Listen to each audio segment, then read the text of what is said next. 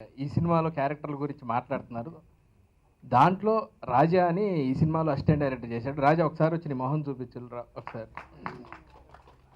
లేడా బయట ఏదో చదువుతూ ఉంటాడు, వస్తాడులేండి, హైట్గా ఉంటాడు. బ్రహ్మానందం గారు మర్చిపోయా, బ్రహ్మానందం గారు క్యారెక్టర్ ఈ సినిమాలో త్రూ అవుట్ మొదటి నుంచి స్వాతి ముత్యం దగ్గర నుంచి మొదలుపెట్టి ఆ క్యారెక్టర్ కూడా సర్వమంగళం తిడుతూ తిడుతూ తిడుతూ చివరికి రెస్పెక్ట్ అంటుంది.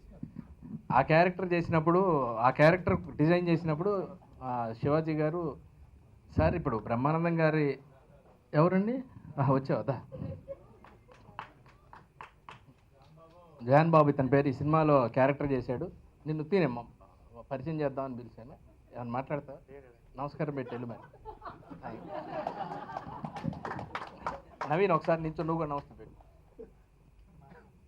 థ్యాంక్ యూ డైరెక్టర్ గారు, thank you Srinivas Reddy A1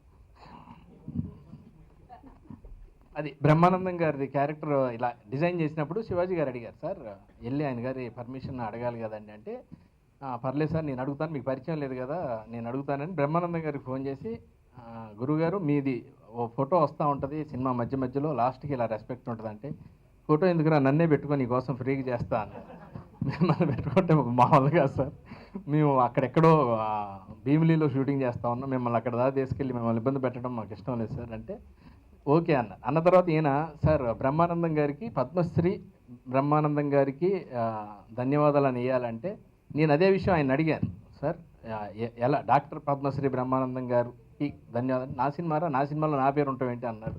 thank you media వాళ్ళ ముందు బ్రహ్మానందం గారికి ఇంత పెద్ద మనసుతో నా సినిమా అని ఆయన థ్యాంక్స్ కార్డు కూడా వద్దన్నారు. ఆయనకి చాలా థ్యాంక్స్ చెప్తున్నాను. Thank you sir, thank you very much.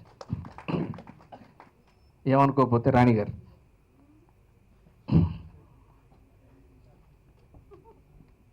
ఎప్పుడు చూద్దామన్నా ఆమె చూస్తుందేమో టెన్షన్, ఆమెను చూడాలన్న కోరిక నాకు. తన తప్పు తను తెలుసుకొని ఎవరో చెప్తే అయ్యా నన్ను ఇంత లవ్ చేసిండా అని చెప్పి ఆ రోజు తన మనసులో మాట విన్న తర్వాతే నేను ఐ లవ్ యూ చెప్పిన. కానీ నేను ట్రై చేసేటప్పుడు అసలు చెప్పలే. ఆ అవకాశం ఇప్పుడు ఉపయోగించుకుంటున్నా. నమస్తే, నా పేరు ముందే చెప్పకూడదు, నేను ఒప్పుకోవాలి. నా పేరు సర్వమంగళం.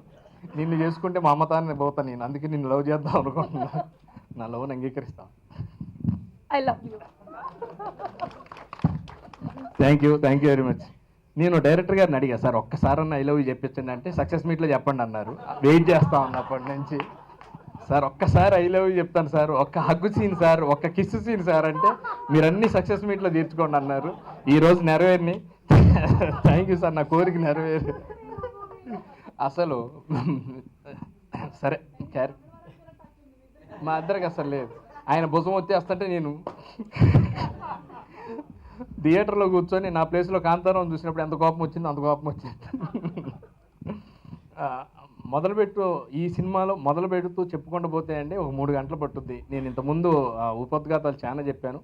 మెయిన్ ఈ సినిమాకి పనిచేసిన కెమెరామెన్ నగేష్ తీసేటప్పుడు నేను అన్న శివ గిట్లా తీస్తా అట్లా తీస్తా అంటే ఉండేవాడు. ఓ పని చేద్దున్నా శివ నువ్వు వద్దు నాకు ఇట్లా పెట్టు అంటే పెట్టి తీసేవాడు. నాతో ఒక రోజు వచ్చి నాకు ఇంకొక బడ్జెట్ పెంచితే అన్న సినిమా బొమ్మ మామూలుగా ఉండదంటే, ఇప్పుడు కొంప తీసి ఎలా చూపిస్తాడో ఇది ఇంకా పెంచలేదు అంటున్నాడు బడ్జెట్ అని. కానీ లాస్ట్ బాల్ 6 కొట్టాడు. డిఐ దగ్గరకు వచ్చిన తర్వాత గెంతులు అనమాట అందరం. ఆ అవుట్పుట్ చూసి అసలు చాలా థ్యాంక్స్, మమ్మల్ని చాలా అందంగా చూపించాడు. సాంగ్స్ విషయానికి వస్తే నేను రవిచంద్ర గారిని వద్దన్నాను ఫస్ట్. ఎవరు రవిచంద్ర అండి, మన సినిమాకి మనం ఎవరన్నా మంచి బాగా పేరున్నాయని పెడదాం, నా మాట ఏంటంటే ఈయన వెంటనే అన్నిటికీ సౌమ్యుడే, సరే సార్ అలాగే పెడదాం, ఈ మరి చేశాడుగా ఈ ఒకసారి వింటారా అంటే సరే విందాం బాగుంటే అప్పుడు చూద్దాంలే అని వాళ్ళ ఇంటికి వెళ్ళి విన్నాం. వినంగానే ఆయన గట్టిగా సెకండ్ ఇచ్చి కంగ్రాట్స్ చెప్పి, ఎందుకంటే కలలు నావేనా అన్న పాట అసలు చాలా గొప్ప పాట. లాస్ట్లో వచ్చే బాధపడుతూ ఉన్న సందర్భంలో వచ్చే పాట ది బెస్ట్ నాకు అది. థ్యాంక్ యూ, ది బెస్ట్ అది. ఆ పాట కలలు నావేనా అన్న పాట నేను ఇప్పటివరకు ఎప్పుడు విన్నా కానీ రోమాలు నిక్కిపుచ్చుకుంటాయి. అలాగే ఓ రంగులు చిలక పాట విషయానికి వస్తే రవిచంద్ర ట్యూన్ చేసిన తర్వాత తనకి కార్తీక్ హెల్ప్ చేశాడు. ఒక అతను ఫోన్ చేసి శ్రీనివాస్ రెడ్డి సినిమా పాటని నేను రింగ్ టోన్గా పెట్టుకుంటాను, నా జీవితంలో అనుకోలేదన్న అన్నాడు. అంటే కొంచెం ఎక్కువ ఆలోచిస్తే నిజంగా నా లైఫ్లో ఒకటి చెప్పాలి అంటే జయమ్ము నిత్యంబురా అనేది నాకు ఒక అద్భుతమైన అవకాశం. అది హీరోగా ఫస్ట్ సినిమా నాకు వచ్చినందుకు నేను చేసుకునే అవకాశం వచ్చింది. ఎంత ఆత్రపడ్డానో ఎంత తపన పడ్డానో ప్రవీణ్ ఎంతండి వడ్డీ 10 రూపాయలు అనగానే అబో అందాం అనుకున్నా. వద్దు సార్ క్యారెక్టర్ అట్లా అందండి అంటే భయం. రెగ్యులర్గా పరిచయం అయిన శ్రీనివాస్ రెడ్డి ఏదన్నా తక్కువ చేస్తే ఏమన్నా మిస్ అవుద్దేమో అని చెప్పి ఆ సర్వమంగళం క్యారెక్టర్ చేసేటప్పుడు ఆ ఇంటర్వ్యూ సీన్ దగ్గర ఏమనుకోకపోతే ఏదండి క్రికెట్టా కబడ్డీయా అంటే తొక్కుడు బిళ్ళ అంటాడు. దాన్ని నేను ఇప్పుడు చెప్పండి సార్ ఏంటది, అది క్రికెట్టా కబడ్డీ ఏది ఇప్పుడు చెప్పండి అంటే అట్లా అంటే సార్ సర్వమంగళం అది కాదు సార్ అంటే నాకు ఫస్ట్ స్టార్టింగ్ 2 రోజులు దీని సర్వమంగళంలోకి వెళ్ళడానికి చాలా ఇబ్బంది పడ్డా. వన్స్ జాయిన్ అయిన తర్వాత మాత్రం ఇప్పటికీ నేను ఇంకా బయటికి రాలేదు, సర్వమంగళంలోనే ఉన్నాను నేను.